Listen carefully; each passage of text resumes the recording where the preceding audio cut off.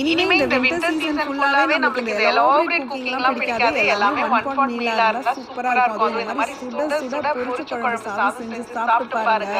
அல்ட்டியா இருக்கும். மசாலா பிடிக்காதவங்களுக்கு இந்த பொரிச்ச குழம்பு சாதம் ரொம்பவே பிடிக்குங்க. எப்படி பண்றது பார்க்கலாமா? தவால ஒரு டேபிள் ஸ்பூன் உளுந்து, ஒரு டீஸ்பூன் மிளகு, ஒரு டீஸ்பூன் சீரகம், ஒரு டீஸ்பூன் பச்சரிசி, 4 காஞ்ச மிளகாய், கொஞ்சமா துருவின தேங்காவை வறுத்து பொடி பண்ணிடுங்க. அடுத்து அரை கப் பச்சரிசி, 1/4 கப் துவரம் பருப்பு இந்த மாதிரி 1/2 மணி நேரம் ஊற வச்சிருங்க. அண்ட் உங்ககிட்ட இருக்கிற எந்த வெஜிடபிள்ஸா இருந்தாலும் எல்லாத்தையும் ஒரு கை எடுத்துக்கோங்க. அப்படியே இந்த காய்களை பிரஷர் குக்கருக்கு மாத்திட்டு நம்ம ஊற வச்சிருக்கிற அரிசி பருப்பு உள்ள சேர்த்துடலாம். இதுல ஒரு டீஸ்பூன் காஷ்மீரி மிளகாய் தூள், தனியா தூள், 1/2 டீஸ்பூன் மஞ்சள் தூள், 1 டீஸ்பூன் உப்பு, 2 டீஸ்பூன் சாம்பார் தூள், கொஞ்சமா கருவேப்பிலை சேர்த்துக்கோங்க. அரை கப் பச்சரிசிக்கு 2 கப் தண்ணி ஊத்திக்கோங்க. கரெக்டா இருக்கும். இது கூட ஒரு சின்ன கட்டி பெருங்காயம் சேர்த்துக்கோங்க.